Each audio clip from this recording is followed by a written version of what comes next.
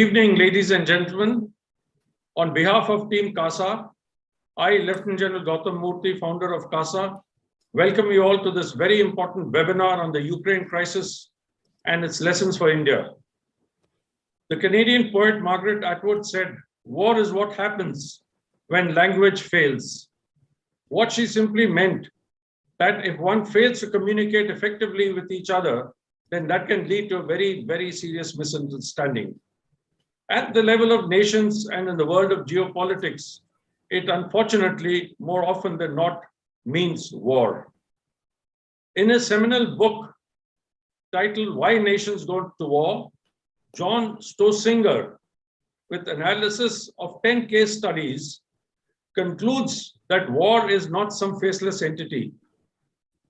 The distinguishing feature of this book is the author's emphasis on the pivotal role of personalities of leaders who take their nations across the threshold into war.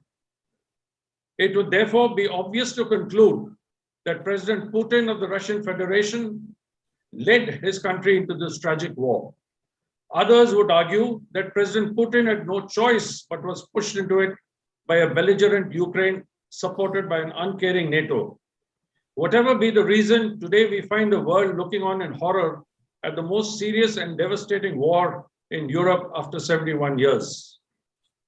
As the war enters its 18th day, we in India find ourselves caught between a rock and a hard place, having invested diplomatically and militarily in our relationship with Russia, earlier the former Soviet Union, our traditional and steadfast partner amongst the Big Five, and lately with the USA.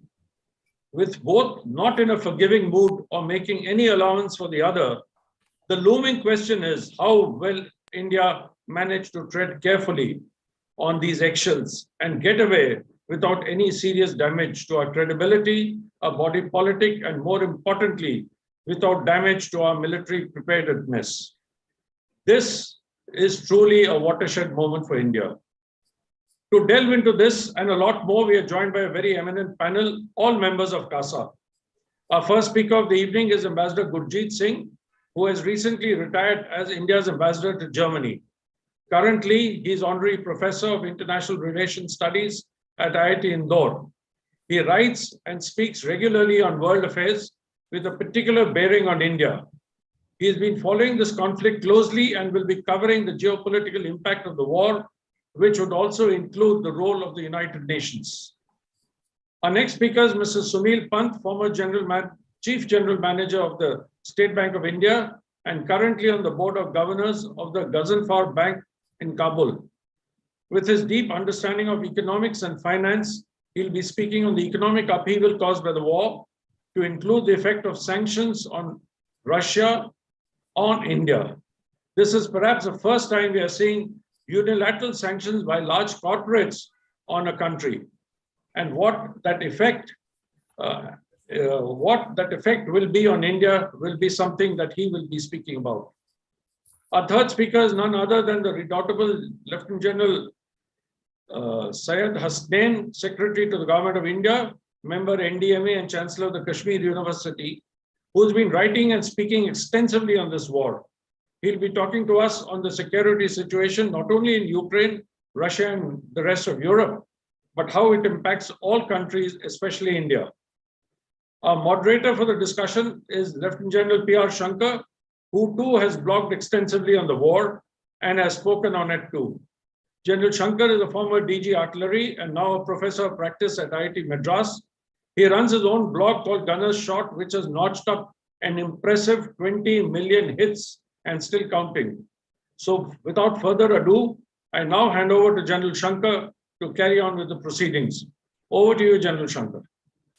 Thanks a lot, sir. Good evening to you. Very good evening to all participants who are on the webinar, and a special welcome to all the panelists, Mr. Gurjeet Singh, Mr. Sunil Pant, and my ex-co-commander, General Hasnain. And I'll also welcome Shankar Mahadevan, who is going to help me navigate through this important webinar. We all know this webinar is important for the simple reason it's been ruling our lives for the past 16 days.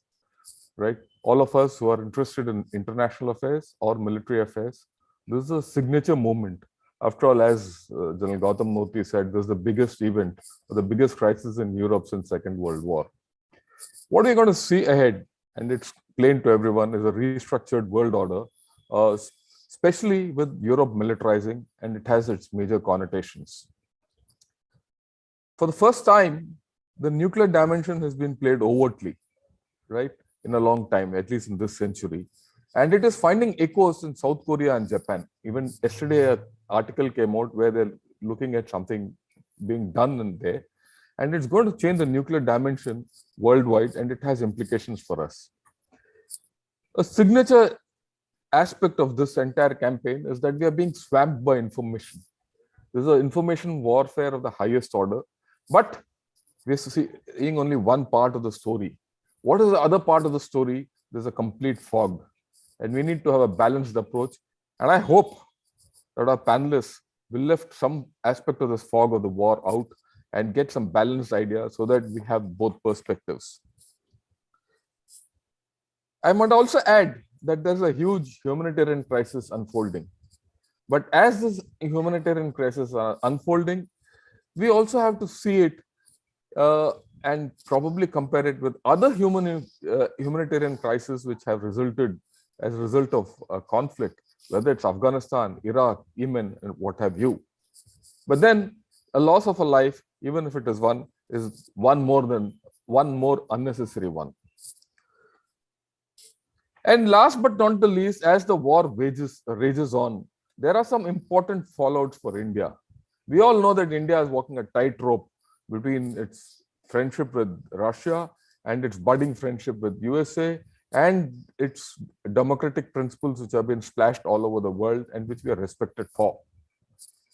So this whole story has important connotations for us. There are diplomatic, economic, and military angles to this, where we have huge takeaways, right?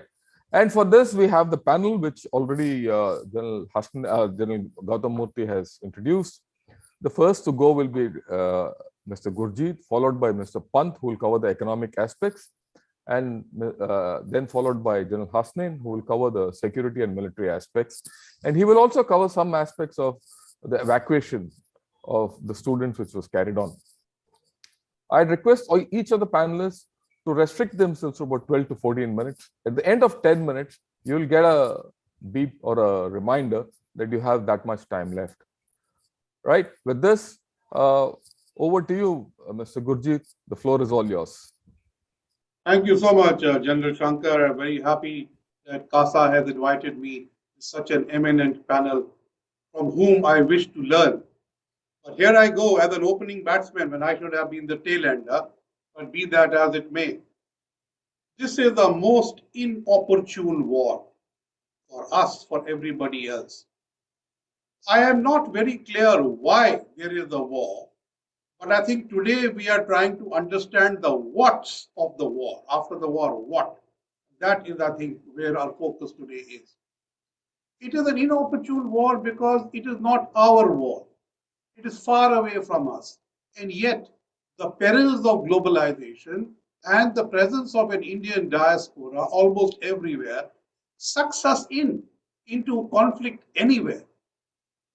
Second aspect is that India, as a non-permanent member of the UN Security Council, has to now take positions on issues which perhaps it would have preferred to keep quiet about, like Ukraine.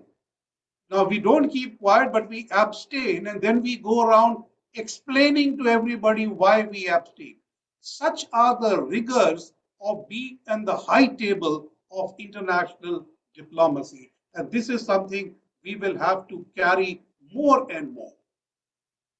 One of the significant differences over the last year is that there is a brutal war going on in Ethiopia. And India, as part of the UN Security Council, took the position, and as did the Security Council, that we best leave this to the African Union. In the case of Myanmar, we said, let's leave it to ASEAN. But in the case of Ukraine, who do you leave it to? because there is a total collapse of the OSCE and the various post-war, post-Cold War structures that Europe so flaunted about. Now, the UN, set up after 1945, was supposed to be managing the world by having cohesion among the P5.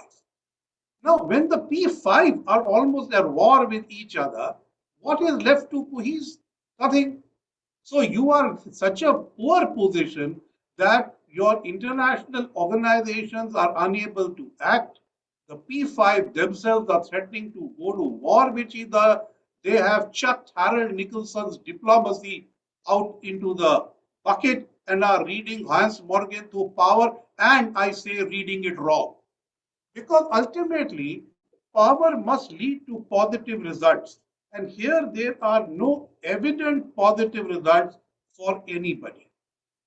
Now, one of the major crises of this Ukraine fallout is that the globalized meshing of economic relations to substitute for security apprehensions in Europe seems to be torn apart. Today, the German-French approach to Russia, which started with Ostopolitik, then became endearment, and then finally said, let us trade and cross-invest so that aggression and security consciousness will ebb. Now, that aspect has gone haywire. And Germany is now today dovetailing behind the US in terms of defense, raising their expenditure to 2% of GDP, willing to put it in the constitution, putting $100 billion new defense thing. The French have always been slightly different right from de Gaulle, but I think they too remain committed to Russia as a European partner. When Macron took over as the chair of the European Union earlier this year, he actually spoke to the European Parliament about engaging Russia in a new security consensus for Europe, which means we can live with Crimea and we can live with Donbass, but nothing more, and we will manage it. And the Germans had something similar, that it's not all gas and we can put energy into it. The Americans told them very clearly, you are wrong. So when Blinken met Baerbock and subsequently Biden met with Scholz, I think it became very clear what the Americans wanted. Disengage with Russia. The merit of globalization, which was being used by Europe to engage Russia, the Americans want them to tear it apart. So while the Americans said this, the Germans kept talking of the Normandy process, the Minsk protocol. Now, the Russians had it going good till they tore up the Minsk protocol and went into Ukraine. So exactly who is on whose side, who's batting for whom, totally unclear. It looks like a tug of war that the victor is only going backwards. So first problem, that the European consensus is broken down. Second problem, that the European engagement with Russia has problems. They still don't want to give up. I mean, Scholz and Macron are still trying. But look at the transatlantic alliance. That was the major problem. Though even the new government in Germany and Macron did say that there will be a new European and security policy, but we will try and work with the transatlantic alliance. But there are problems on climate change, there are problems on trade, there are problems, the TTIP never got signed between Europe and America, there are problems on green economies and energy, on gas, there are problems on how to deal with China and Russia. So the transatlantic alliance was actually looking weak. But the Americans are gaining from the Ukraine crisis by getting Europe more firmly on their side, at least for now. Second major consequence. Third major consequence, that Europeans like to believe that a war in Europe is the Third World War. It's not so anymore. The world is much bigger than Europe. I mean, they were killing each other brutally in Yugoslavia when the Cold War was supposedly ending. From 1991 to 2001, when Europe was restructuring its peace agenda, they were brutally massacring each other in Yugoslavia and settling old scores, creating new revenge avenues. And people seem to have pushed that aside. But this is a redux of Yugoslavia, going and killing people who are your neighbors. You can't live with this, and it is impossible. What you achieve with the fall of the Berlin Wall, is that going to be lost along the river Dnieper? Will there be a new division of Ukraine right there? Or will Russia succeed in taking over the whole of Ukraine on its side? That, I think, is the Russian objective. I don't think they'll be satisfied with the Dnieper. They'll want to be on the borders of Poland so that they can threaten Poland. Otherwise, from the Dnieper, what is the threat? I do not believe that nuclear weapons, tactical or strategic, make any threat anymore, because they are not going to use them. But at the same time, and I'm sure my other colleagues will point out how this military campaign has been run. Is military power a threat anymore? Right? What are you achieving?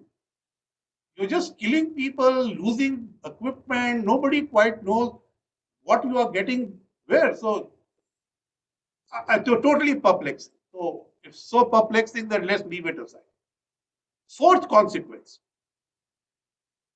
China strangely keeping away from Russia, basically acting like India on the world stage today. Why? Because their enmeshing with the globalized economy is far more than Russia. China imports almost the same kind of things India imports or would like to import. So their resolve to keep globalization going is like ours. I mean, we have benefited from it. And if you destroy it now, we are going to suffer because we are not Atmanirbhar yet. So whether it is on defense supplies from Russia or on high technology from elsewhere or energy, we are dependent on somebody or the other, and like China. So you see BRICS. The BRICS is divided. Brazilian president has a different view, but he votes differently in the UN. India has a consistent view and votes consistently 7 times in UN bodies. China consistent. But look at the UAE. They abstain and then in the General Assembly they vote for. Look at Israel. They vote for but act as if they are against. So everybody is standing up for themselves and looking out for their own interest. Turkey, member of NATO, and now trying to arrange peace talks between Lavrov and counterparts. So everybody is out there trying to make a quick diplomatic buck because that is the way the world is. There are no such thing that I am yours forever. Now I am yours for when I should feel so. Next consequence, after Afghanistan, India was clear that our policy with the Americans means friendship in Indo-Pacific. Elsewhere, we will take our own view. That is why we strengthened our engagement with SCO countries, Russia on Afghanistan. Meanwhile, Russia cozying up to Pakistan right on the eve of the war. What consequence that has in the future, I don't know. But right now, I am more concerned that the sanctions which the US is using, unprecedented sanctions, basically tries to deglobalize the Russians from the benefits of globalization, isolate them. Now, in that isolation, it is like a big truck or a tractor running through a dirty puddle. But it is people like us who get splashed standing on the side. And that splash means, that you won't be able to trade with Russia. How will you pay for your weapon system? I mean, all of you know all this, the problems of sanctions. It is not the same sanction that we countered when we had the nuclear test. It is not the same sanctions which China faced. But I'm sure Mr. Pant will explain this. But what I want to say on this, India lacks a financial institution which is de-linked from the US financially, Without such an institution, you are always going to suffer from sanction effects. If you had an institution which had nothing to do with the US dollar, nothing to do with US banks, you could merely use that to work with Iran, to work with China, to work with Russia forevermore. This is what the Germans do. They have their little banks in Hamburg and all, which do only nothing to do with the Americans. So you can't turn the tap off because there is no tap. You're not part of the drainage system over there. So this is something India lacks. But India has all-round dependence. Next, critical point. The Europeans, when they start fighting each other, believe that the world has come to an end over there. But now who's worried about the Indo-Pacific? Who's worried about Africa? Who's worried about ASEAN? Now, these are core areas for Indian interest.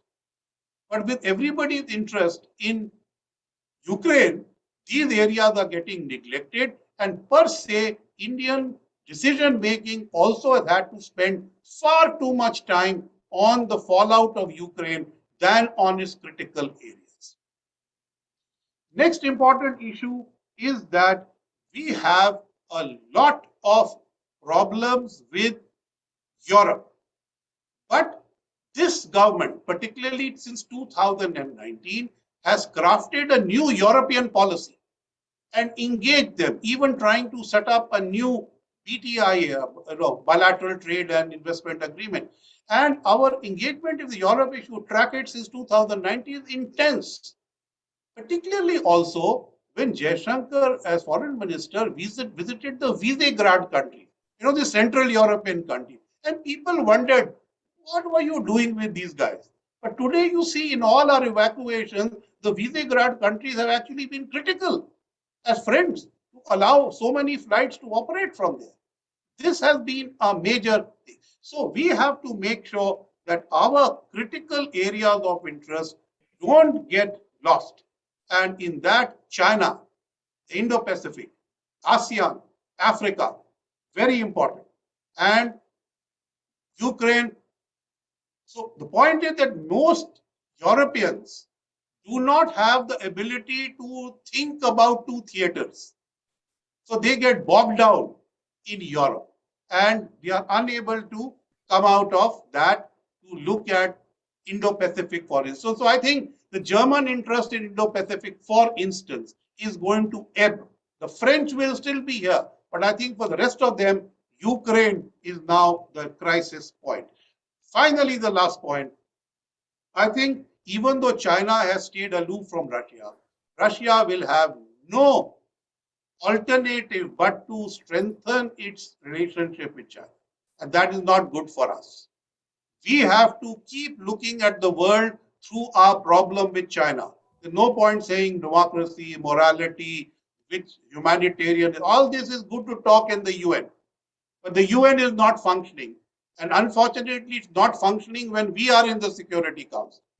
So it is looking more and more like a defunct body. And today, Russia is spending no diplomatic capital in trying to persuade countries to vote for it. The Americans have spent much. To what end? The Russians will still do what they want. I think I'm going to stop here. I'm almost out of time. Thank you, General Shank. Thanks a lot, Mr. Gurjit. That was a nice picture you gave. The picture which emerges is that we are in a very fluid situation. We are learning the consequences of aspiring and being on the high table. And this will be a hard learning for us. And we have to go up the value chain. The second important takeaway from your thing is that while the focus is on Europe and everyone thinks that Europe is the center of the world, the main focus where two major populations, China and India, have divergent and convergent interests in the Indo-Pacific is getting neglected. I think that's a very critical point.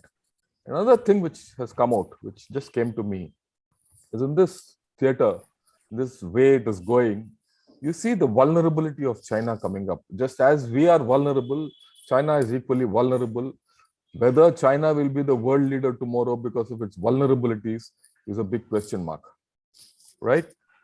And finally, the underlying note of your entire talk is that everybody is on his own and everybody is doing what he wants. Why? All the big powers are fighting with each other. So that's where we are. And I leave everyone with these thoughts. Now, with this kind of a international mess which is going on, because I don't know what else I can call it, we'll look at the economics. We'll see if we can make some sense out of the economics. For that, I'll request Mr. Pant, please go ahead, sir. Thank you very much, sir. And I think you set the background for what we need to talk about. I am also thankful to Ambassador Gurjit Singh for bringing out some very relevant points. The first, of course, being why are they fighting? I mean, what is the war all about? What is it that has instigated Russia to get into the territory of Ukraine? And as General Shankar pointed out, go in possibly without a backup plan in place, and therefore now they seem to be floundering, or are they? So that is something which is now proving to be quite a puzzle, and I think it's going to keep a lot of people talking and wondering for some time. Now, I would like to first look at the puzzle, because I'd like to know what it is that is driving this movement before we start looking at what are the implications and what could be the consequences. The first thing I think is that we look at it from the economic point of view. Now, even before the invasion, the Russian economic capabilities were sort of deteriorating.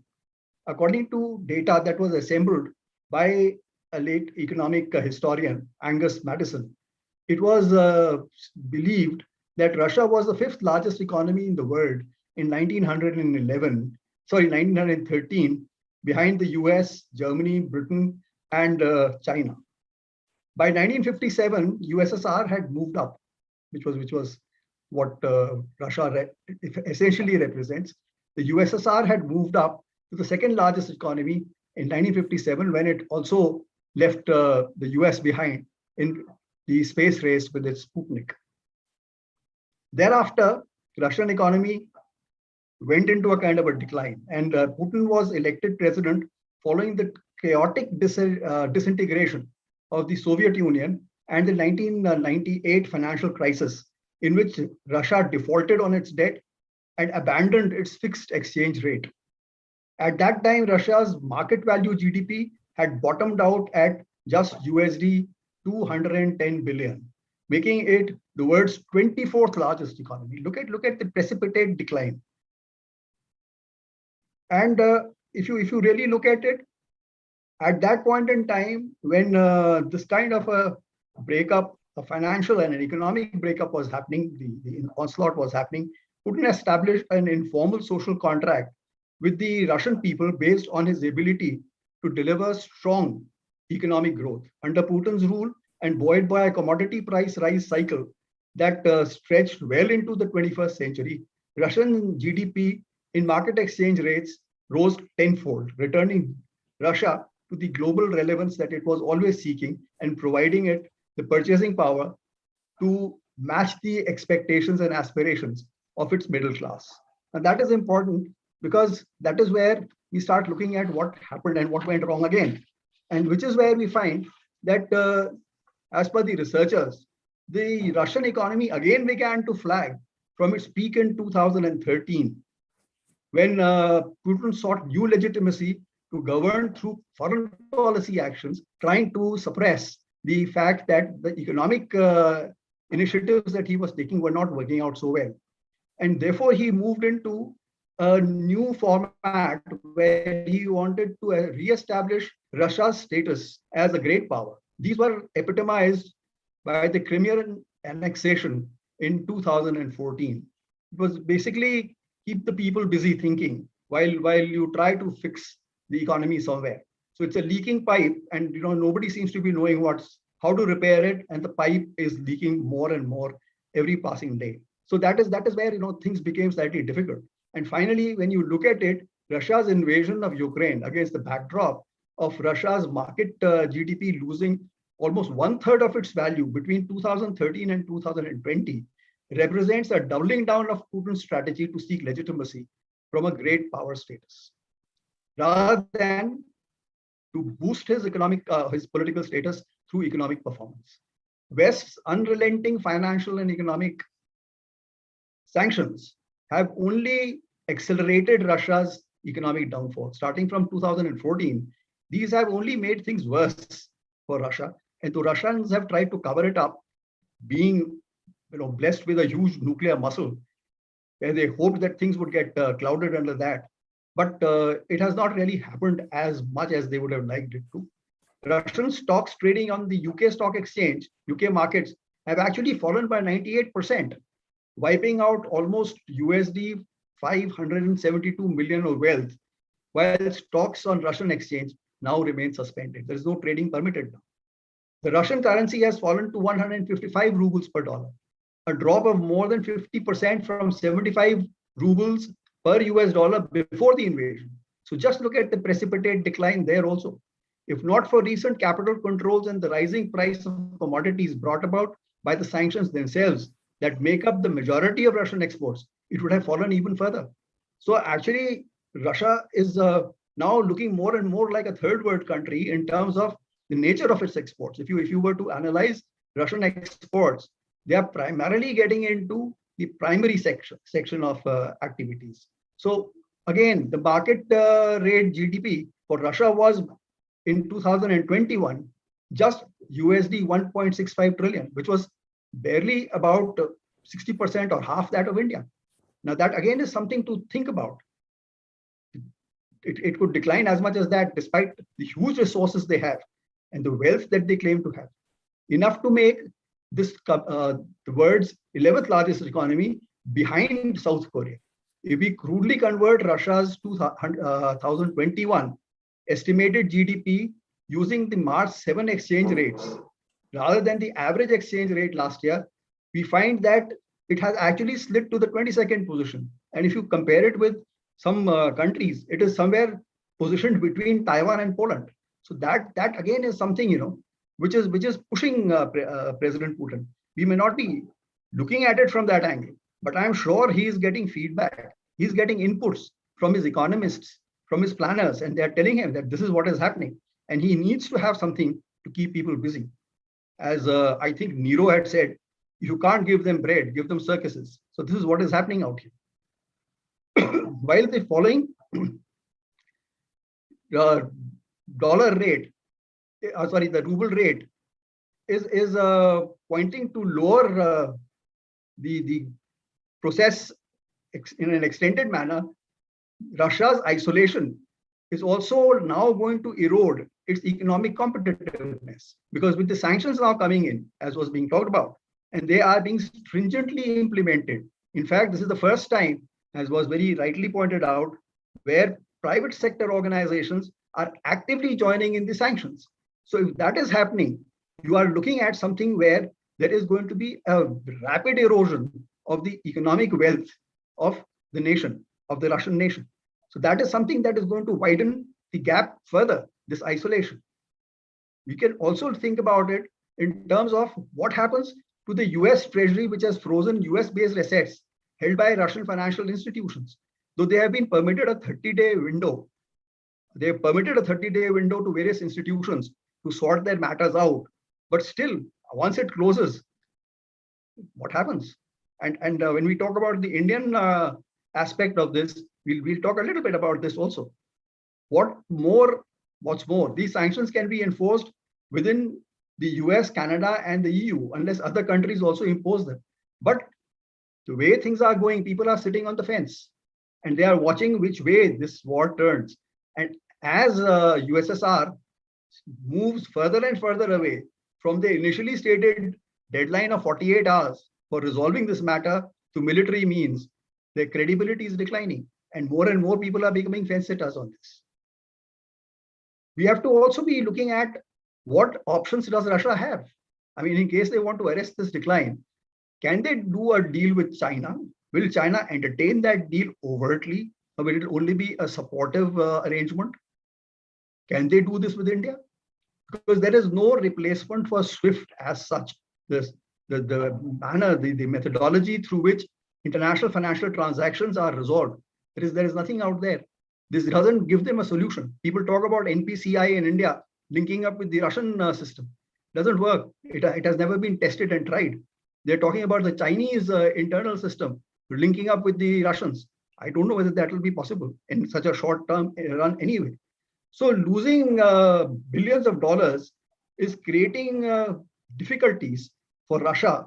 And the fact that Russia has been trying to find ways around, workarounds, including they I think nationalized a bank called Proms Promsvaz bank, so that they could get around the possible sanctions that would come in terms of military transactions. It may not really work, because if the US imposes sanctions and has anything which says that if you even import Russian goods while not paying in dollars, you still can be facing sanctions, which is what happened to us in the case of the Real Rupee trade arrangement that we had set up. We had to give it up, even though it was working reasonably well. It wasn't, I mean, a total success, but it was much better than the rupee-ruble arrangement that we used to have earlier. Mr. Pant, couple of minutes. Yes. So I think, we have to be looking at these factors. And then when we look at the impact of this on India, what do we see? What we see is that there are two kind of situations that can happen in terms of a short war and in terms of an extended war. In terms of a short war, I think we can sort of live up to it. We can face it, because if you take the total of it also, the total trade between India, Ukraine, Russia, I mean, aggregating the trade that we have with Russia and Ukraine is just about $12 billion, which is something that, we can handle. In terms of the impact that we have, it'll be an indirect impact. It'll be an impact that will come to us because of the shortages that will get created. Non-availability of gas and oil, which is already spiking the prices in this particular market. We are looking at commodities where there will be a scarcity of commodities, including a large number of areas, things like steel, aluminum, which are going to become more expensive. There are going to be shortages in terms of diamonds, diamond roughs, which we consume. Almost 30% of our diamond roughs come from Russia and those areas. We'll have a problem with the semiconductors, because the Ukraine and Russia produce something like 75% of the neon gas, which goes into production of semiconductors. There's going to be a dependence, there's an import dependence on palladium and platinum, which is going to impact us as we try to move towards electronic or electrical vehicles. There is going to be other such areas where we are going to face difficulty, including in terms of even phosphatic fertilizer, because we are major importers of phosphate from Ukraine. So that again is going to hit us. Exports of tea are definitely going to get challenged, and we will have other problems where we have any kind of commodity trade with these two countries. So there we have a kind of set of challenges that are coming. Luckily for India, in terms of banking exposure, we have only about $10 million that State Bank of India has by way of exposure to both these countries. That should be manageable within the overall scheme of things. And they have been given a 10-day window by Reserve Bank of India to sort out this particular aspect. So I think going forward, that is again an area that we will be able to handle. But if it is an extended war, then we have significant problems, because the price hikes, commodity, oil, gas, they're going to come home. They're going to hit us in terms of our national economy, in terms of the inflation that is going to get created here, in terms of the joblessness that may come because of an impact on the MSME segment, which is a major employer. It employs almost about 40% of the manufacturing sector workers. So there are challenges that are going to come as things go further. And I hope, therefore, that this thing gets sorted out ASAP. Thank you very much. Thanks. Thanks a lot, Mr. Pant. That was quite a vivid canvas which you painted. And what comes out of it is the choices for India are pretty hard. And our energy and resource scarcity is going to catch us. But then I'll leave a question back to you and to the audience to ponder about. Considering that economic sanctions are taking place, which are rather unforeseen in the history of this world, there has to be a time when they'll start blowing back. That's one.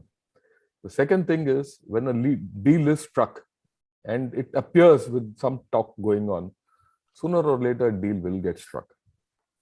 When that deal gets struck, I'm sure these economic sanctions also will get deleveraged as part of a deal. I don't think Russia is that foolish a nation to let itself expose completely. The third thing is that the world is going to face an economic turmoil that is there. Every news channel you see, it tells you the same story. And I leave you with a thing. In a resource scarce and an energy scarce world, which needs more of it, here you have a country, Russia, which almost gives a hell of a lot to the world. How can you shut it out? At some stage, the world needs to start, looking at it from a different. It's very nice today for someone to come and say, "Oh, your oil is sanctioned. This is sanctioned. That is sanctioned." Some of your rare materials come from the heartland of Siberia and Asiatic Russia. So there are impacts, but let us see how it folds. But I must thank you for having focused on the issues which are involved. Right. We are now on the 16th day of the war. When the whole war started, we thought this will finish within a day, 2 or 3. But it has gone to the 16th day and there's no real end in sight. It might go on for a week, it might go on for a month with the different consequences for everyone involved. Right. But then I'd like my co-commander, General Hasnain, to come up and paint a picture as to where this has come and where is it heading. Over to you, sir. Thank you very much, General Shankar. And thank you, Kasa. You continue to be the best informed strategic WhatsApp group. Why WhatsApp group? Now we are all networked. Otherwise, it's the best informed group that one can be part of. In the time that I have available, I will, of course, dwell more on the military aspects, the strategic military aspects. But let me compliment my two fellow panelists for the outstanding presentations which have been given on the geopolitical issues, on the economic issues, the geoeconomic issues in particular. My presentation will be divided more into a commentary on the backdrop, a commentary on the military aspects, a very short commentary on lessons for India, and the last minute and a half or so on Operation Ganga. This is one of the most unpredictable conflicts one has come across. A conflict which is following simply no norms. Is this an accidental war? I'm not sure whether you can really call it an accidental war. But no one expected Mr. Putin to actually go to war. Although Mr. Biden kept warning us and kept saying they're about to go to war at any time, but no one really believed him because there weren't any major reasons for which we could glean by which Mr. Putin would feel the compulsion to go to war. But one look at the map tells you that if the Baltics were with NATO, then Ukraine becoming a part of NATO would be like a pincer across Russia. This was something which was just not acceptable. It was made evident in 2014 when Russia went in and captured Crimea. It was obvious that the Black Sea was far too strategically important for the Russians. The Black Sea Fleet there, which is stationed at Sevastopol, the access from the Black Sea into the Mediterranean was so important for them that Ukraine could not be allowed to go away under any circumstances. So why did Mr. Putin take this risk at all? Now, I think I remember hearing Congresswoman Tulsi Gabbard saying that the whole thing can be resolved if Mr. Biden is willing to give in writing that the United States and NATO has no intention of absorbing Ukraine as a part of it. We just wonder, was she being very naive? Because when you look at the situation in the world in the last 6 months, particularly after Afghanistan, 31st of August last year, I don't think the United States or NATO was in a position to certify to the world that it was getting weaker by the day. It just compromising its avowed interests in Europe was not something that America, the United States, or NATO could at this time put forward. So why did Mr. Putin take a risk? I think he was supremely confident of the Russian military, which is what we were always confident of because of our relationship with Russia. More on this a little later. NATO and US weakness after Afghanistan was eminently evident to everyone. And they probably thought that this was an appropriate time to do it. A bumbling political leadership. I'm not sure whether it's fair to call the Democrat leadership or Mr. Biden's leadership a bumbling leadership.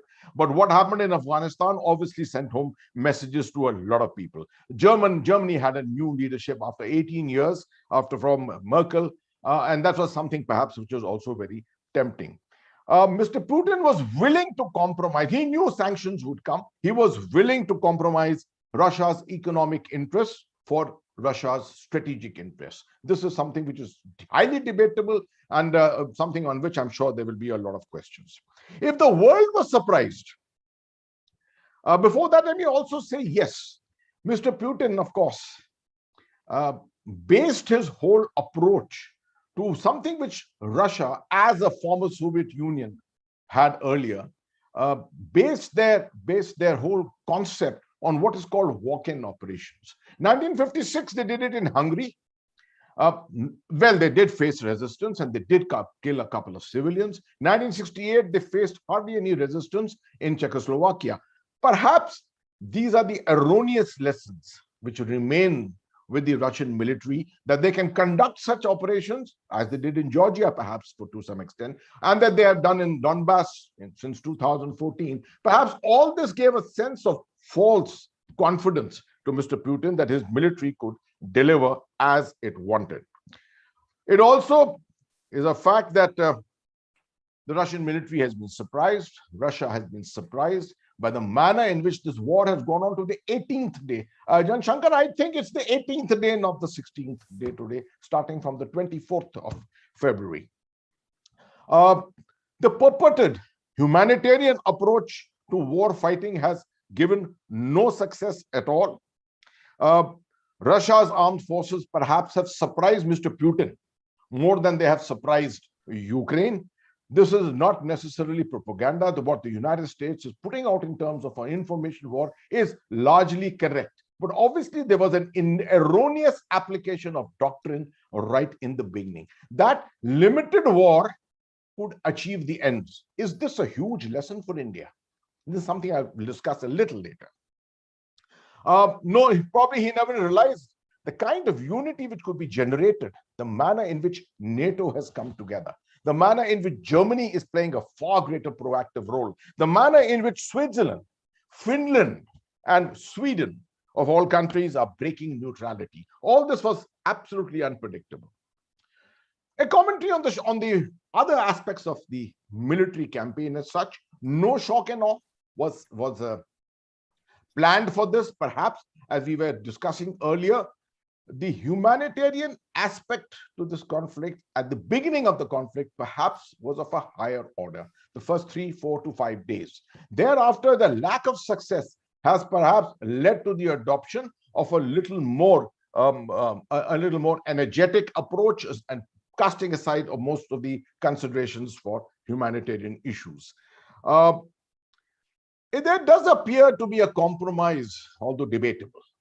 There appears to be a compromise in Russian methodologies, their doctrines, the manner in which they conduct their operations. For example, the entry into cities.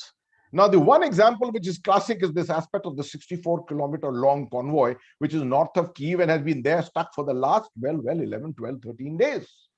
Has made no effort to go and actually isolate the approaches to Kyiv. And there has been no effort to look at the Western approaches from the area direction into which our Indian students all went to Poland and to Hungary and to Slovakia. That's the direction from which the weaponry which is coming from Germany and from the United States is also probably flowing in.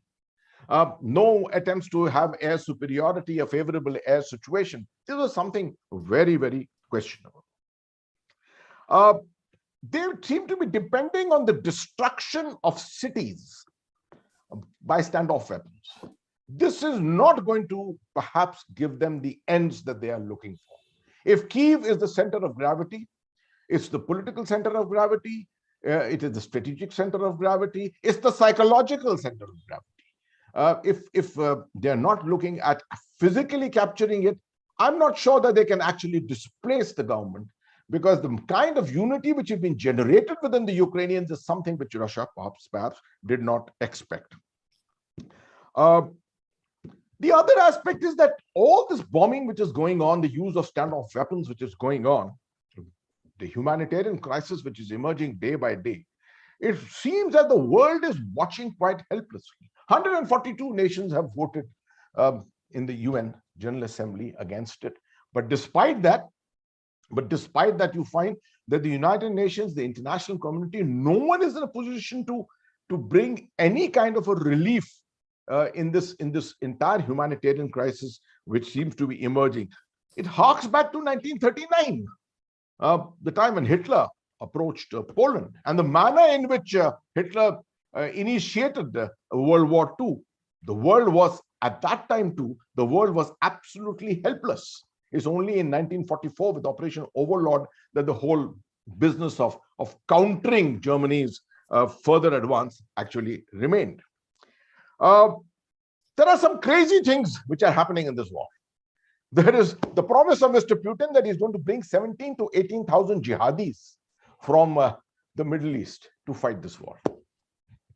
I'm not sure what he's going to achieve, but obviously there is some method to the madness. These are obviously going to be people from Syria. The Russians have gone in and supported Syria. The Russians hold the port of Latakia on the Mediterranean. If you remember, they've got an air base there from where they fought the ISIS during the height of the crisis in 2015, when the Russians deployed their armed forces there in that area. This is payback time. Is the Syrians going to come? The entry of jihadis into Central Europe harks back to what happened in Bosnia. This is going to be something very, very interesting if Mr. Putin decides to do this at all. Can this, if Mr. Putin is not successful at this stage, or even, okay, let's presume that he's successful in capturing Kyiv at the cost of a tremendous amount of destruction, at the cost of eviction of a very large number of refugees, what is the potential of a proxy war being launched here? Can NATO actually launch? They've got the capability of bringing in a tremendous amount of weapons. I'm not sure, international humanitarian agencies, how much can they do? How much will they be permitted to do by Russia? But the possibility of a commencement of a proxy war immediately is something which is questionable at the moment, although the potential is very much there.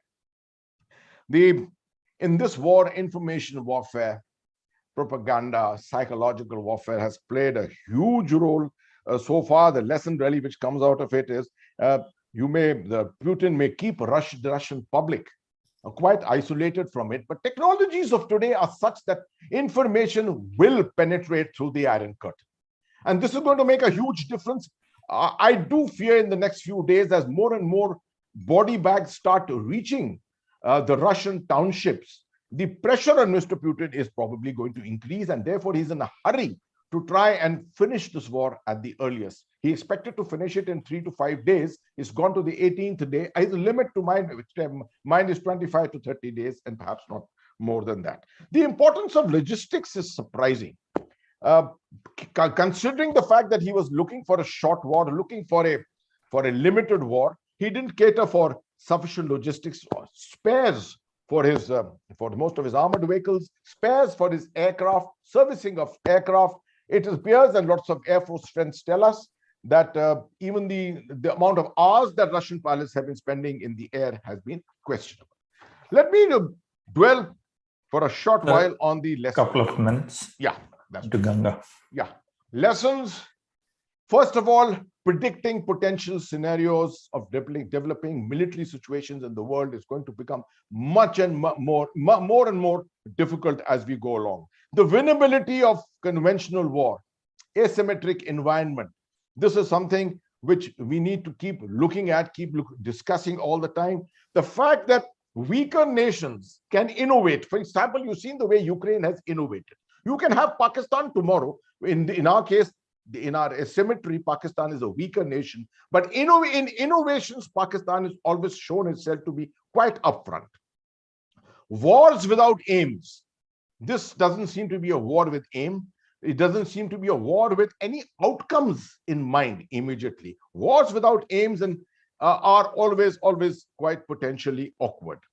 No conflict termination goals, or if there are, they're not very clear at the moment. And therefore, we as a military in India need to look at and study our adversaries to a far greater extent in terms of their strategic aims, in terms of their outcomes and intent which they intend to have. Irrationality remains a major factor. No outcomes predicted through irrationality. The whole concept of limited war, to my mind, is questionable, because full resources need to be applied in any asymmetric situation too. Our own red lines also need to be discussed and analyzed from time to time. The Sino-Indian front of what's happening there since April 2020, it needs to be studied much more avidly. Perhaps the aspect of a border war combined with strikes, missile strikes at many of our northern cities is something of kind of a situation which we should be looking at. The ability of the international community to forge a ceasefire, resolve a humanitarian crisis is actually absolutely questionable at this moment. The loss of civil lives, displacement of population is not a consideration, it seems, at the moment in this current war. This is something that we need to also look at. Quick wars, are they possible? 14-day wars, 1971, we seem to be living under that syndrome even today. This is something we need to be careful about. We always talk about, in the context of Pakistan, we always talk about the 11 to 12-day capability that Pakistan has. We may be surprised tomorrow. This is something we need to be careful about. Our sense of nationalism is high. Our population, however, continues to be naive. And therefore, we need to look at all these aspects in a more innovative way. Coming to the last, let me just come to Operation Ganga.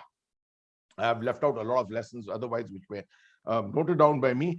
20,000, this is more for the benefit of our friends from the international community, friends from abroad who are listening in, watching this program. Remember, we had 20,000 Indian students studying medicine in Ukraine. My interaction with some of these students who have come back tells me they had an excellent relationship with the Ukrainian people. This is one country which was treating them as absolute equals. Otherwise, many places students go are not treated as in the manner in which they were treated in Ukraine. That is one of the reasons, perhaps, when the warnings went on 15th of February of a potential war breaking out and the importance of coming out before the war broke out, the Indian students felt far more confident of their ability to stay on and be perhaps looked after by the Ukrainian community, not realizing the kind of seriousness with which this war would actually evolve there. And that led to this current crisis. The Indian government put its act together, despite the fact that there were 18,000 students who were still left there. 2,000 had already come out. The challenge was to get them from the war zone, away from the war zone into the western regions of Poland, Slovakia, Hungary, etc., and lift them from there. Language was a major problem, resources was a major problem, but the government of India stuck to its resolve and continued to negotiate, continued to interact, tremendous amount of liaison. And I think the final act of sending 4 ministers of the government of India to Ukraine, not to Ukraine, sorry, to the countries from which they were coming out, that was the final key. That was the one which actually delivered. Because otherwise, the war situation had created conditions in which no one was willing to listen to anyone. And our students had reached the borders at different places. They were being ill-treated, mishandled in many ways. But this particular action of putting our ministers there to control things led to a tremendous amount of success. This is not the first time it's happened. We've done it in the past. We did it during the Yemen crisis also. Some of our ministers have turned out to be real champions at doing it. General V.K. Singh, our former army chief, is one of them who has been leading from the front in most of these operations that have taken place around the world. And this is something, not only did the Indian government actually pull out students, Indian students, but much like Yemen also, they pulled out students from different other countries. There were some African students, some Bangladeshi students, etc., who were also pulled out from Ukraine at this particular time. My time is over. I'm sorry. I've gone around in a milk round almost of taking out lots and lots of issues without emphasizing or focusing on any of them. But I thought, let me try and have maximum that I could cover in about 15 minutes. Thank you very much for this opportunity, and Jai Hind. Thanks a lot, sir, for the very comprehensive presentation you gave on military affairs. The greatest takeaway from me is that conflict hereafter is going to be far unpredictable than what it was earlier, right? And I think the bigger sense is that the type of conflict which is going to come ahead and the kind of preparedness which conventional militaries like ours do, there's a gap. And this gap is something we need to see how to bridge it, right? Then the important point which you brought out, aim versus plans. What is the aim and what is the plan? If the aim changed, how do you change your plan?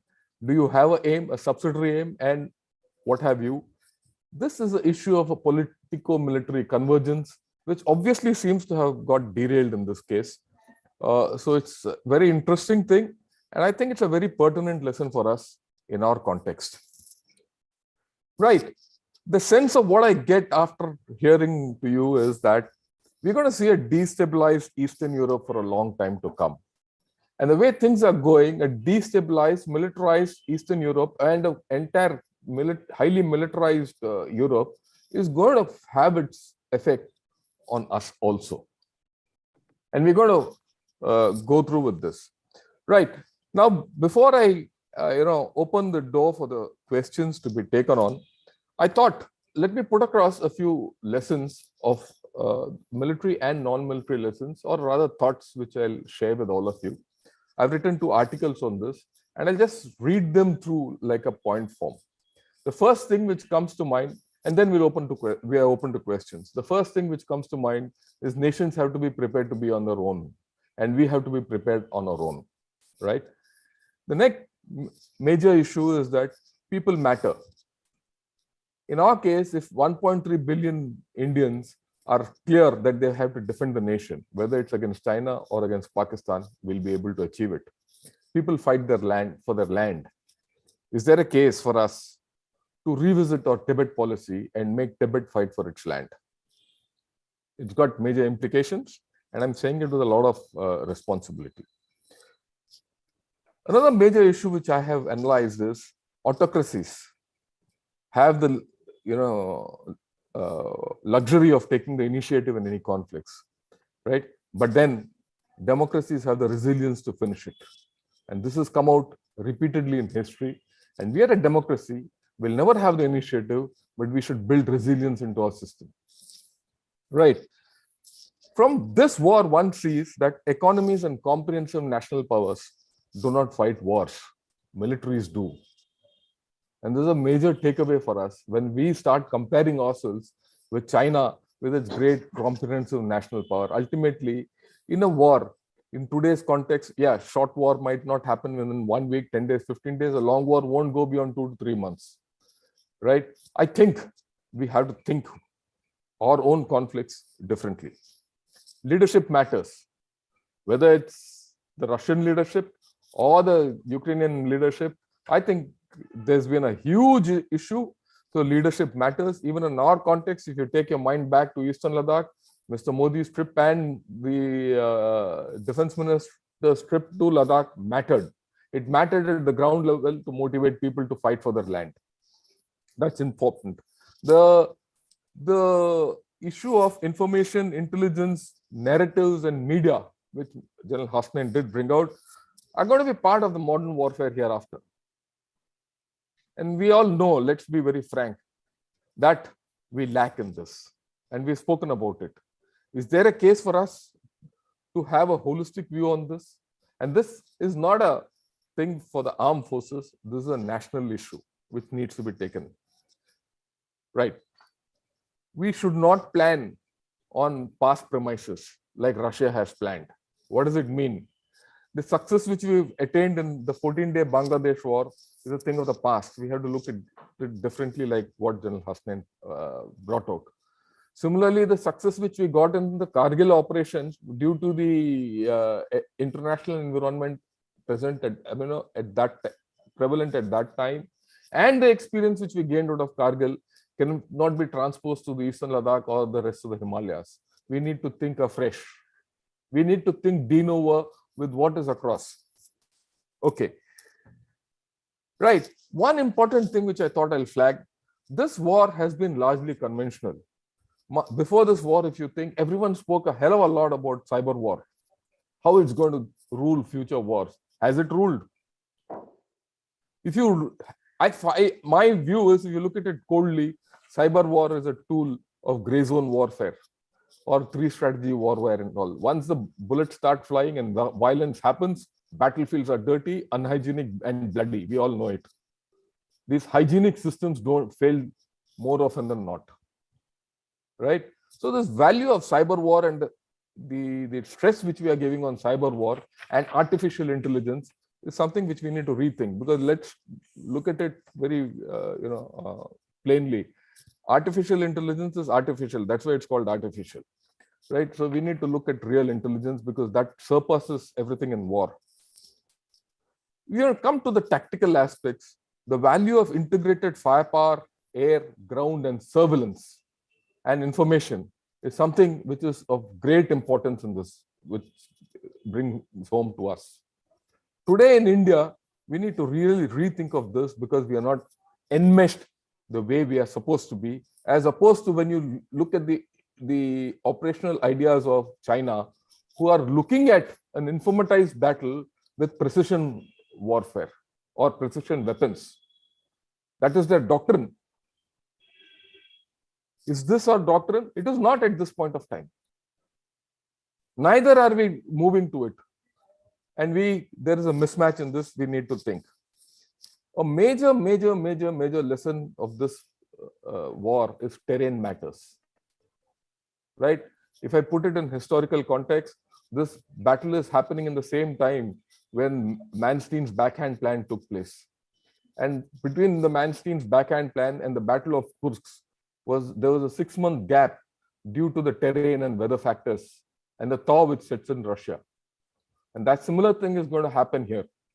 Despite knowing their own terrain so much, it's a matter of thinking, why did they go in for such an extensive campaign? Did they go in for an extensive campaign knowing all these conditions, where terrain movement is going to be slow, progress of operations are going to be slow? Or did they surprise themselves? I think the latter is true. That's my view. That's right. Training, motivation, and morale matters at the bottom level. Obviously, it's very obvious to most of us that the level of Russian training and motivation doesn't seem to be that high as what Ukrainian motivation is, though their training might be that much less. Right? It's a very small thing, but I think it made the difference in this war. Small team operations, right? Innovative thinking is something which we can never get away from. We are very strong at it. We need to build on this. We need to have backup plans, which was also brought out. And of course, logistics, operational logistics. And I think we have a great strength here. You just look at it. Russia couldn't build up that convoy of 60 kilometers would be 1 or 1.5 divisions. They couldn't build up that 1.5 divisions over a 1-week period into Kyiv. Just suppose it that where we could build up and mirror Chinese forces across more than about 1,000 kilometers in Eastern Ladakh. It gives the strength of our system and the belief in the system which we should have within us. Why I'm saying this is, the Indian armed forces have tremendous depth and strength. Right? Equally, there are a few issues which we need to focus on, which I have spelled out in bare facts and which General Hasnain has said. You mix it with what Ambassador Gurjeet and Mr. Sunil Pant has said. You need to, the larger picture which emerges is, do we have a setup which can handle a conflict of this nature tomorrow at national level, which can take over the economic aspects, the diplomatic aspects, and the military aspects in a seamless manner? Because our battlefields are not going to be small, and tomorrow's battlefields of the regional power are going to be wide. And how are you going to handle this huge Indo-Pacific scenario? So these are some of the questions and some of the lessons which I thought I'll share with you over and above what has come forth. Now we will look at the questions. Right. General Shankar, Yes. Ambassador Gurjit is going to be with us for max another 10 minutes. Okay. Maybe we can take the couple of questions. Yeah, One we'll from let's- Akriti Bachawat, who used to be at ASPI. Right. Her question is to more to Yeah, Ambassador okay. Gurjit. Let's put it. Akriti Bachawat says, "What will this war have a lasting impact on India's relations with Russia, or make New Delhi think its closeness to Moscow? Rethink." I'll expand this and say, where will it lead us when this? See, we have a strategic relationship with Russia, China, USA, over 2 decades old, which is budding. We have a long-standing strategic relationship with Russia, which is under some sense of cloud. And we have a new foray into the Quad and a strategic relationship with Australia, which is absolutely nascent, and the old and a successful strategic relationship with Japan. Where do you foresee this going, sir? That's the larger question. Thank you. So I see that not only Russia, but India's engagement with all major powers will undergo a shift on the premise that I spoke about, that we have to look out for ourselves. So in each case, we will determine what suits us best. In some cases, these are long-term things. Now, even before the Ukraine crisis, Russia was already miffed with India for as if it was a, the pati patni or wo syndrome, because they felt that we were not buying enough weaponry for them. We felt their weaponry was not good enough. They were coding up to Pakistan and China. And okay, you can cozy up to Pakistan and China, but must you go to Islamabad from Delhi, which nobody does? Must you talk in New Delhi against the Indo-Pacific? So, I mean, they were being provocative. In the case of Ukraine, I think we have played our card well with Russia and tried to keep things on even keel. But this relationship is due for renewal, and there is no two ways about it. Today, Russia remains important for us only because of defense supplies. Everything at the trade, $9 billion, providing 1 to 2% of an energy supply, nuclear plants not going anywhere. I mean, these are important things, but no more determinants of a relationship. Russia needs to be more amenable to India, less provocative, but the situation in Europe makes them China's poodle rather than our friend. That is a big problem. But I just want to make a general comment on what you're summing up that you did, General. You know, I still believe that if you want to be Atmanirbhar, you need to first realize how to deal with international sanctions. And these sanctions are not placed on you by your adversaries, they are placed by your friends. So how you are going to deal with these sanctions, how to counter sanctions, how to counter Katsa, these are the strengths that we need to build up. That will be true Atmanirbharta. After that, you can take care of everything. Thank you. Thanks, sir. I think that's a very, very, very important issue which you brought up. How do you deal with sanctions from your friends? And what is the true meaning of Atmanirbharta? I've been thinking of it. You need to build your core strengths and your core, capabilities. How do we do it is a different issue. I think we need to look at it in this thing. There was a question where which has said that I think our armed forces are dependent on Russia. If Russia doesn't have spare parts and maintenance for its own military, how will our requirements be taken care of? I think it's a valid question which you answered, because we have to relook at the whole thing. And if Russia cannot give us, we have to start looking at Atmanirbharta in a very serious manner. Right? We have to look at it de novo, and we have to internalize that there's no other way. Having dealt with this subject in my service and still dealing with it in some manner, we have the industrial base with us, we have the technology with us. It's a matter of how do you go about doing it. right? I'll leave it at that. The next question I'll direct to Mr. Sunil Pant. What happens if Putin administrations become desperate and they start an energy war? Where do you think this can go? See, an energy war is not a very easy thing to spark off because there are other suppliers of energy also. And as of this moment, the US also is in the energy market with its shale oil and gas. Therefore, to some extent, if Russia does spark off an energy war, at best, the first impact will be on the Europeans who are consuming about 30%, whose 30% supply of energy and gas comes from the USSR. So that is going to be something that is problematic for them. As regards their supplies to China, for that matter, I don't think that's going to be affected. And they have even yesterday, I think, made an offer to India to supply more oil and energy, Yes. or rather, let's just say energy at concessional prices. So where we have investments in their fields in East Russia, they are willing to give us more of that. But it seems to be more of a reaction to the squeeze that they are feeling on their western side. It's not something that has come in through some kind of intrinsic goodwill.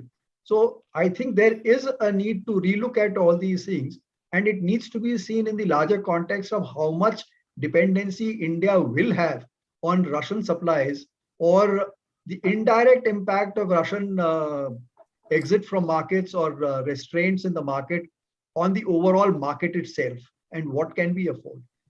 That is something that we will need to see and see whether we can safeguard ourselves on that score. There we have a program where we are looking at something like 100 megawatts of solar energy. We have set up the Solar Energy Institute in Gurgaon that is working. We are looking at windmills. We're looking at renewable forms of energy. All these factors are there, but as of this moment, energy through fossil fuels does remain an important part, and India's dependence on thermal energy is still quite high. So we'll have to look at how do we shift, and also see that in the context of the commitments that have been made at the recent conference in Glasgow in terms of cutting down on emissions, in terms of how do we handle a greener universe, and try and build all these together so we are simultaneously achieving these. In the long term, Russian squeeze on oil and gas will have immediate implications in terms of prices, in terms of spikes, in terms of costs, in terms of various downstream products that we are using in India. It will also probably require an increased amount of subsidy to vulnerable sections of the government. And given the weakened state of our finances and economics, I suppose it will be a burden. As it is, we are somewhere around 6.5% in terms of inflation. This can go up. There is also a deficit that we are carrying in our budget, the fiscal deficit, which had touched about 10% plus, down to an estimated 6.5–7% now, which could probably need to go up again. So we'll have to see what are the implications.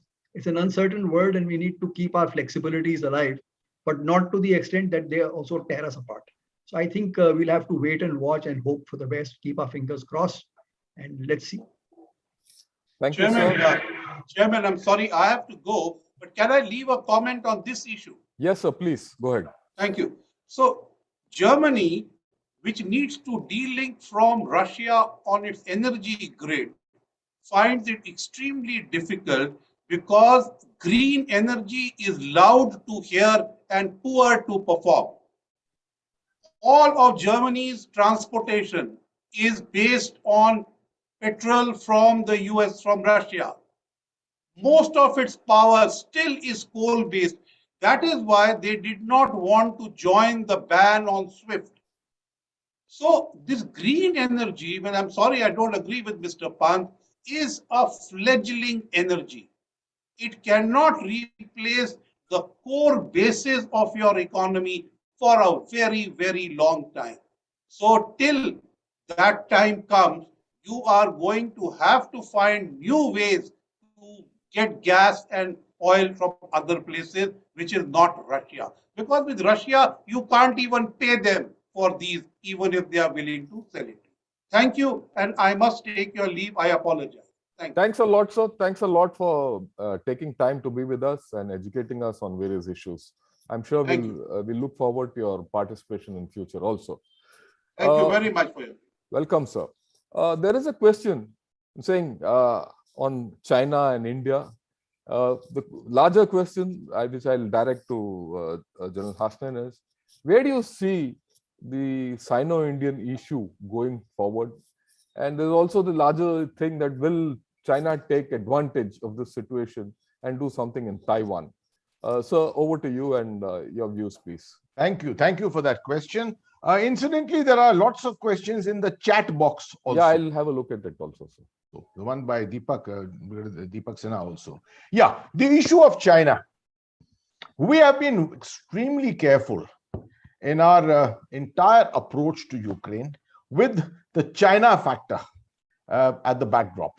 I think that's been one of the major factors, one of the major considerations in our approach to this.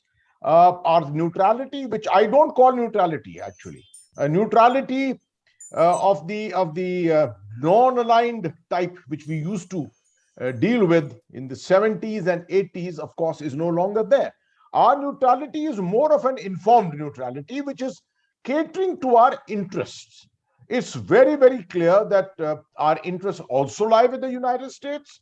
The long term is with the Indo-Pacific. We are looking at the potential very, very awkward rise of China in the Indo-Pacific. To need to counter that, to be a part of all the equations, all the groupings which are there, like Quad, etc. But the immediate thing is very important, because there is no doubt that we face a threat on our northern borders. And we are alone as far as facing that threat is concerned. Internationally, everyone, like has happened this time, everyone will come to our support, perhaps. 142 countries may once again come to our support. But to stop that, to stop what is happening there, to neutralize militarily, it is only going to be us, we Indians, who are going to do it. Atmanirbharta in equipment, in resources, in tactics, in strategy, in leadership, everything will have to be us alone. I don't think the equation changes in any way that way. The Chinese, to think that the Chinese are going to get tempted to do an adventure, undertake an adventure either in Taiwan or against India on the Himalayan front. To my mind, no, this is not something which is coming out of this lessons of this war. It should become very clear to the Chinese leadership that burning your fingers in operations against a adversary who you may not know fully. You see, just in case of the Russians, Ukraine was a part of Russia, but their ability to read the Ukrainian situation, the spirit, the leadership and capability, the Russians went wrong. The Chinese can burn their fingers once, they can burn their hands once, not the second time. They burnt it in 1979 with the Vietnamese. For long, they've tried to overcome it. Here again, considering the fact that they are looking at 2035, they're looking at 2049 for their eventual rise. Would they like to have milestones in the route to that rise? Those milestones which may not be very positive milestones. And that is something we need to keep in mind. Taiwan, to my mind, doing anything in Taiwan will be premature at this time. To think that the Americans are, or NATO for that matter, are going to remain focused only on Europe and will have nothing to do with the Quad or with any other equations in the Indo-Pacific may be an erroneous reading at this time. To think that the Chinese can take advantage of the American focus on Central and Eastern Europe. So I don't think too much has changed. In fact, what has changed perhaps is they sent home a clear lesson to the Chinese. Don't get adventurous. By being adventurous in unpredictable situations, you may burn your fingers and your rise from 2049 may go to many, many years later. Thank you. Thanks a lot, sir. And I second you in that. Just 2 days back, I was having a discussion on a panel with a Taiwanese scholar from the National Defense University. And their view is that they are studying this entire business of how Ukraine is conducting their operations very closely. right? And if you see for the past couple of days in the South China Morning Post, every day there's an article on the China-Taiwan equation and their militarization. Just for information, till about 10-15 days back, the reservist training period in Taiwan was just about a week. It has now been doubled to 2 weeks. And Mrs. Tsai Ing-wen, who's the premier of Taiwan, has started attending it herself. So they are taking things differently. And there are also, one must understand that there are also internal problems in China. China is not the monolith which we understand it to be, right? And Mr. Xi Jinping has to get re-elected. He has to take a call whether he is to get re-elected or go to Taiwan and lose, right? And there is no guarantee of success going into Taiwan. So there are major issues. I go completely with General Hasnain. Taiwan at this point of time is reasonably safe, and we'll leave it at that. Right. There's a question from Brigadier Deepak Sinha, and this is to everyone, but I'll pose it to you, General Hasnain, sir. He says, why did the Russians commence this offensive in the spring thaw, right? And which I did mention. Why do you think they did it? They bottled up their entire, operational capability to the roads, and they couldn't get off. Thank you. Thank you, Brigadier Deepak, for that question. It's a very pertinent question. To my mind, as I brought out in my presentation also, the Russians continue to live under the 1956 and 1968 syndrome. Both those operations, which were conducted in Europe, this is the third such operation. You see, after all, one was in Hungary, one was in Czechoslovakia. That was at the time when they were part of Warsaw Pact. Those were operations which are what are called walk-in operations, the type which happened in many times on our frontiers in Ladakh and places like that. Those were all restricted to roads. It happened in summer. It was a show of force, 5,000 tanks coming in on the borders, some tanks on the roads coming in towards the cities, troops atop, typical piggyback riding that the Indian Army does many times, piggyback riding on tanks, etc. And it was all psychological warfare. And to my mind, I still presume that the Russian army thought that this is the kind of operation that they will fight in Ukraine. But it turned out to be very different. The other aspect is, I think Mr. Putin was being a little naive. He was taking advantage. I think he was exploiting this window from the 31st of August, which has emerged to show the United States, NATO, both in poor light, poor leadership, something which, the impact of that entire crisis was still being felt psychologically at the highest levels. He knew that perhaps if he does it in this time at the earliest, the potential of success is going to be much higher. And that's why he chose the period of the thaw. Anyone who knows Europe, who knows this part of Europe, knows that the thaw produces conditions, ground conditions, in which the most optimum use of armor cannot really be done in that manner. And that's one of the reasons why you find this strung along 64-kilometer, 1.5, 2 divisions, armored divisions worth of A vehicles, which are there north of Kyiv. They attempt to try and use the ground to come and isolate, invest, cut off roads and tracks from different directions, get into the built-up areas, try and create toeholds and footholds. All this maneuver which we are so used to in the Indian Army and talking about it is something which is perhaps not so easy to conduct under the conditions at the moment. But Mr. Putin got perhaps misled. Perhaps he was a little overconfident and just thought that this is the right window of opportunity to exploit at a time when NATO and the United States were both down as far as their potential for decision-making was concerned. Thank you. Thanks a lot, sir. The last question we'll take on is that, from Brigadier Umesh Sharma. He says an unresolved conflict tends to keep smoldering and involving more and more nations. What if Mr. Putin is playing for broke now and that a 3-day, 4-day war has gone on to its 18th day without a resolution in sight? I'll just take it on. I don't think he's playing for broke anymore, because he's also done some climbing down. So has the Ukrainian leadership done a climb down. They've already said they don't want to be part of NATO. They already said that they are prepared for Donbass not being part of Ukraine. And the two other requirements or other conditions of Mr. Putin are that Crimea has to be recognized and Ukraine has to be demilitarized. That's the word which has been used. And probably that's what he's trying with this, his air war, taking on all military this thing. And if you analyze the whole thing, he's in a position where he can start isolating small packets of Ukraine military and getting onto it. Maybe he wants to reach a culminating point where Ukraine will say enough is enough and they'll start dealing with each other and come to some deal. But what it is, we don't know. Like what General Hasnain said, the one thing which is predictable about this war is its unpredictability. So we'll leave it at that. I don't think we should go ahead. If I sum up the whole thing, I think what we learned today from our esteemed and intelligent panel, right? A lot of wisdom on diplomacy, economics, and military affairs. You put all these things together. This is a war which we didn't need.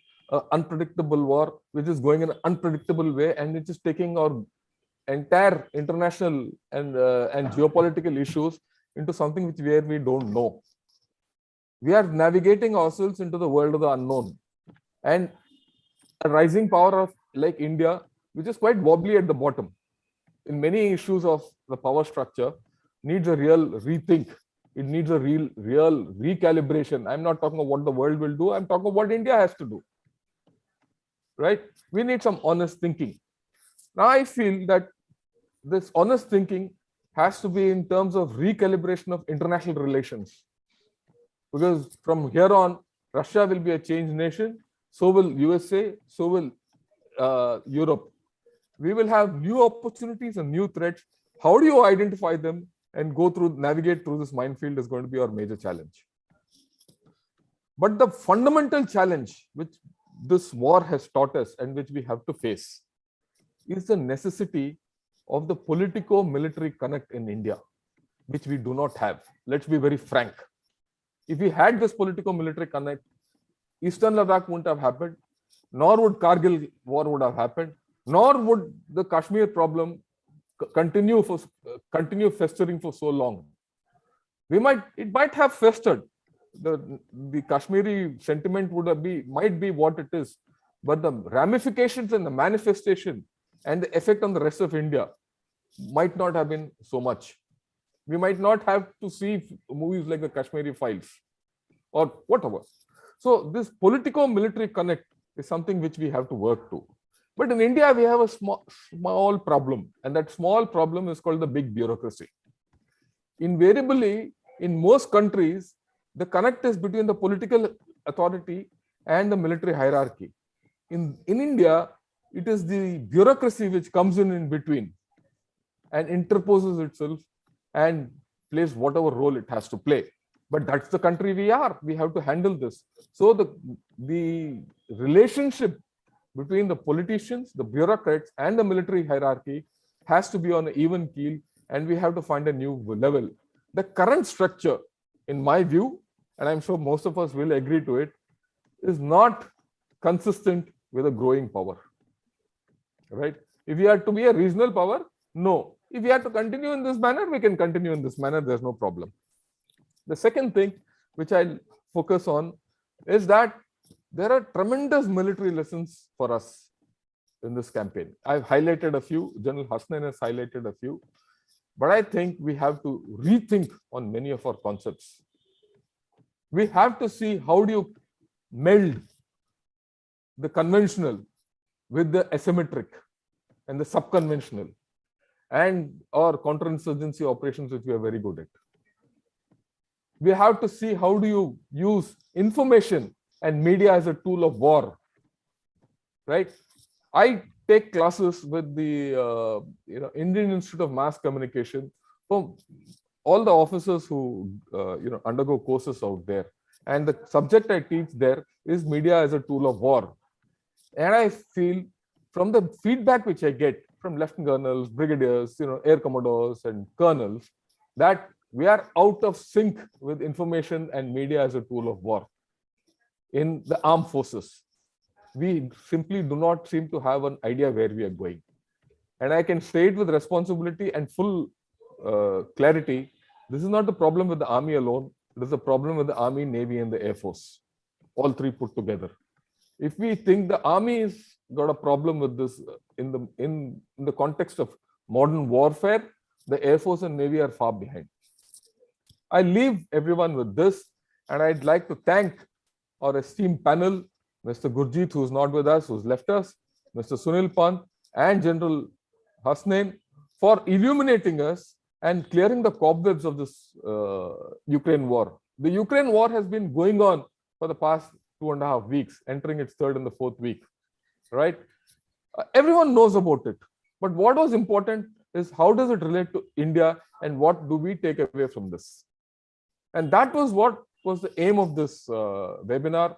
I think the founder of CASA will agree that we have achieved this aim. With this, sir, I thank all of you, and I thank the audience for coming up with some fantastic questions, thought-provoking questions. Over to you, sir. Lieutenant General Gautam Murthy, sir. Thank you. Thank you very much indeed, General Shankar, for moderating such an interesting and absorbing discussion. I thank General Ata Hasnain, thank Mr. Sunil Pant and Mr. Gurjeet Singh in absentia for a wonderful discussion. It has really opened our eyes and made us see as to where we stand. And frankly, it's not a very good place.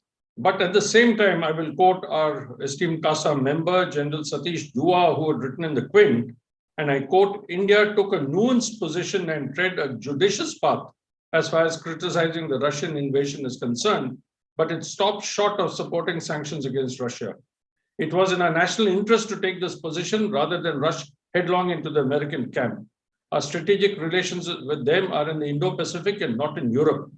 The biggest takeaway for us is that when the chips are down, you have to be prepared to fight your battles alone. US may be a strategic ally and Russia a trusted partner, but no one will fight our battles with China if we are pushed to it. This, I think, sums up this entire discussion. India will have to weather the storm. It is good that we have taken a stand in deploring the violence without condemning Russia. It is the best policy now. We shall have to wait and watch. Thank you all very much. And above all, I'd like to thank the attendees and our team CASA, Mr. Shankar Mahadevan and Ms. Barnali for putting this program together, for fielding the questions. Thank you all very much, General Shankar, General Hasnain, Mr. Sunil Pant, and Mr. Gurjeet Singh in absentia. Thank you. God bless and Jai Hind. Jai Hind. Jai Hind, sir.